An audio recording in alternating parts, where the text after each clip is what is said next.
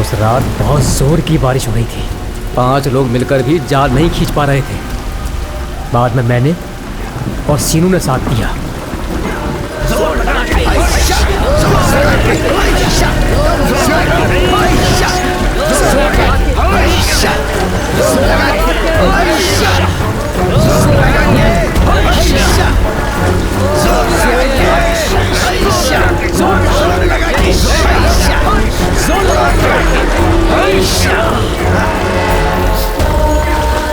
हम सब मिलकर 7 लोग थे और हम 7 लोगों ने उस जाल को खींचा और जाल के बाहर आते ही हम लोगों ने देखा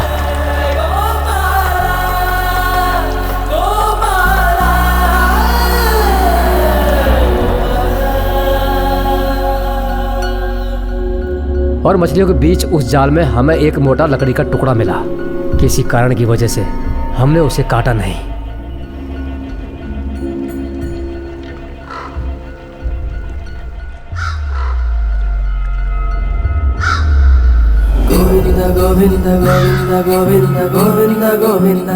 और मैं उसे वहां से अपने घर ले आया।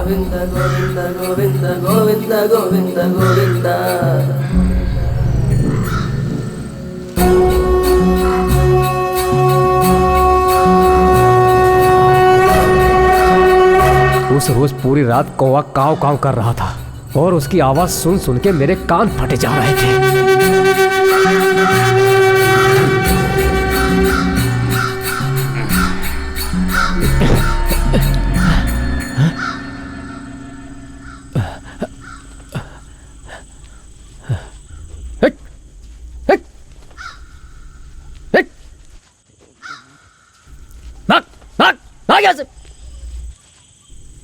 नींद खराब कर दी कौवा कहीं का।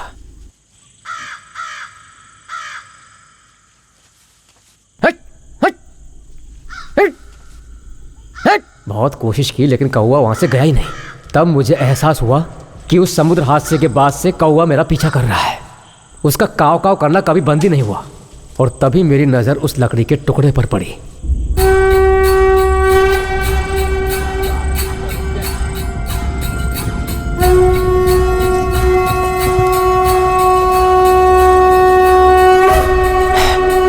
और मैंने उस लकड़ी के टुकड़े को उठाकर सीधा कौवे के ऊपर दे मारा, जिससे वो लकड़ी का टुकड़ा टूट गया।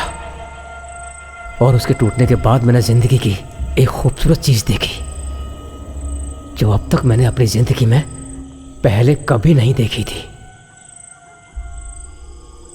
सोना ऐसे चमक रहा था जैसे कोई सूरज की किरण।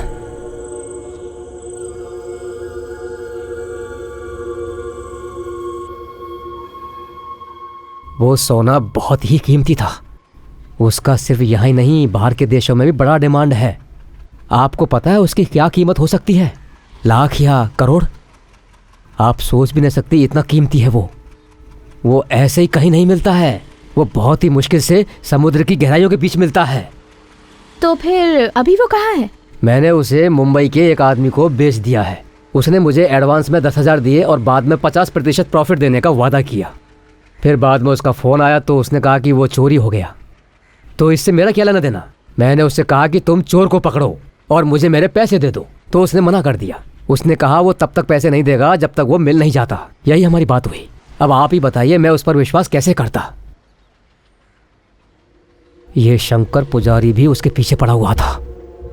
उसने उस रिची को भी भेजा था पता लगाने के लिए कि मैंने वो माल मुंबई में कहाँ भेजा है। लेकिन शंकर पुजारी ने मुझसे कहा कि वो अपनी मछलियां मार्केट में बेच रहा था। चोर कहीं का, बेईमानी का धंधा करता है और बातें ईमानदारी की करता है। शंकर पुजारी की 2 नंबर के लोगों से मुंबई में काफी पहचान थी। आप उस पर 1 पैसे का भी भरोसा नहीं कर सकती। अरे कौवा चुप क्यों नहीं बैठता है? कब से काव काव किया जा रहा है? मैं इसे आज छोड़ूंगा नहीं, जान से मार दूंगा इसे।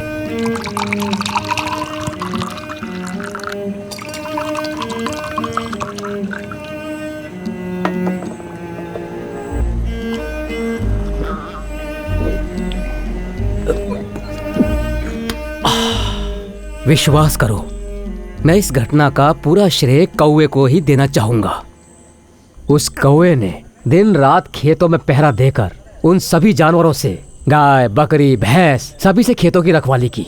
और उसके बदले में हमने उस कौवे के लिए क्या किया? उसके नाम पर कभी यक्षगान भी नहीं किया। अगर मुझसे पूछो तो हमें उसके नाम पर यक्षगान करना चाहिए। कौओं का इतिहास, क्या बोलते हैं? चाहे वो कृष्ण और अर्जुन का युद्ध हो या भीष्म की विजय हो, कृष्ण, अर्जुन या फिर भीष्म ने कभी भी हमें इन कौओं से बचाया है क्या? कभी नहीं। तो भला हम उनके नाम पर नाटक क्यों रखें? अरे कौवे हमेशा से हमारे साथ थे। हैं? वैसे तुम लोग कौओं को किस नाम से बुलाते हो? बेदरू गोम्बे। सही है, रूप एक ही है पर नाम अलग अलग है। ए बालू, तुम्हारी पेंटिंग बाकी है, चलो शुरू करते। हाँ आ रहा हूँ। मेरे सर पर मत बैठो, बाकी लोगों से काम शुरू करो, बाद में आता हूँ। सबका हो गया है, तुम्हारा आखिरी बचा है, आ जाओ। हाँ आखिरी बचा है। इससे पहले मैंने कभी पेंटिंग करने का ऐसा तरीका कभी देखा ही नहीं। बेदरू गोम्बे, ये तुम्हें कोई साधारण सा नाम नहीं लगता। इसके लिए स्ट्रॉन्ग नाम होना चाहिए। क्रांतिवीर, महाप्रचंड। बेदरू गोम्बे कुछ सही नहीं लग रहा। सच कहूं तो तुम लोगों को तो किसी का नाम रखना ही नहीं आता है। पागल हो गए हो क्या? अरे कौवे को कौवा ही बोलोगे, कुछ और थोड़े ही बोलोगे। अरे वाह, अपने कौवों को तुम कम मत समझना। उस कौवे की वजह से मेरी कितनी रातों की नींद हराम हुई है पता है तुम्हें? पिछले 1 हफ्ते से सोने नहीं दे रहा था वो। मुझे डराने की कितनी कोशिश की पता है? अंत में मैं अपने रक्षक के पास बस गया, कौवे के पास। पिछले 4 दिनों से वो कौवा मेरे आसपास भी नहीं भटक रहा। मैं सच कह रहा हूँ, ये जितने भी कौवे हैं ये सारे अपने कौवों से बहुत डरते हैं। लो देखो इसे, ये फॉरेनर है। ये वही आदमी है जो सोना खरीद रहा था। ये करोड़ों देने के लिए राजी था। दम मारोगे क्या?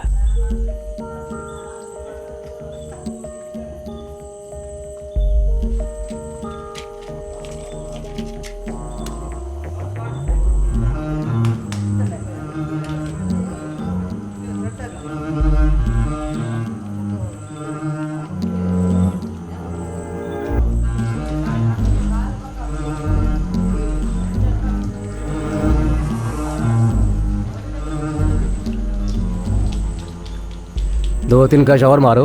नहीं नहीं नहीं, नशा ज़्यादा हो गया है, मैं संभाल नहीं पाऊंगा।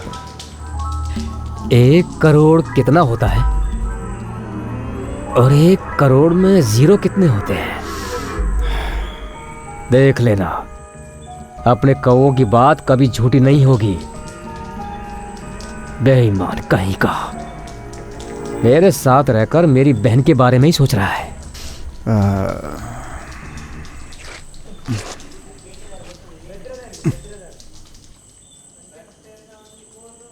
एक बात तो माननी पड़ेगी, ये लोग अपने ऊपर कंट्रोल नहीं कर सकते।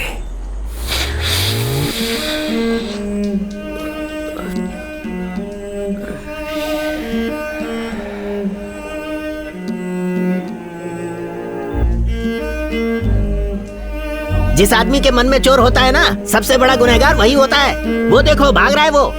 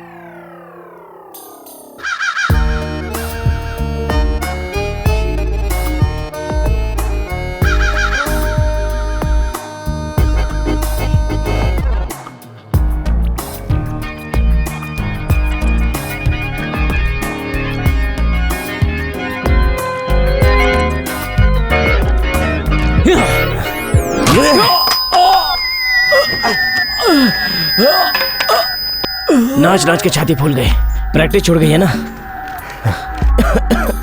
चल कोई बात नहीं, सिगरेट है क्या?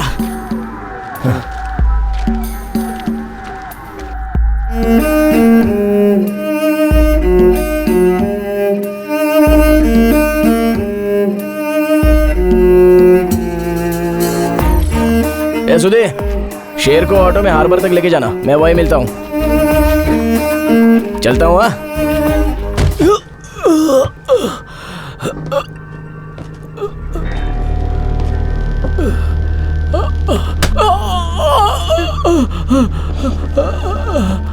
चल दहाड़, जैसा शेर दहाड़ता है दहाड़।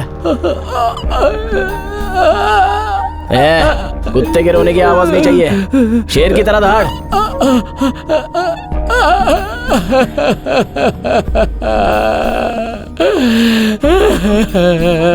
अबे ये शेर नहीं, ये तो कुत्ता है। शेर की खाल पहन के बैठा है।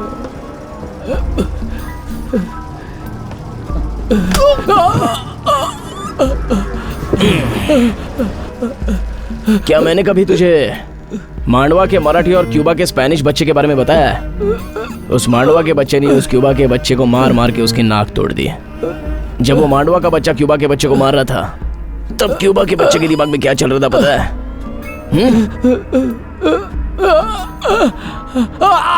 अरे कहाँ चली गई यार?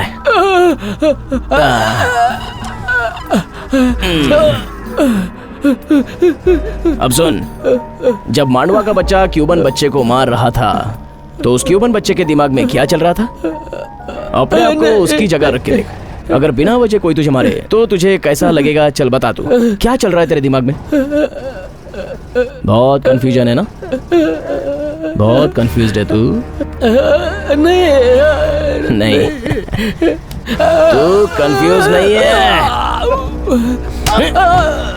हमारा शेर कंफ्यूज नहीं होता, ये जानने के बावजूद कि मैं उसे अभी शूट करने वाला हूं।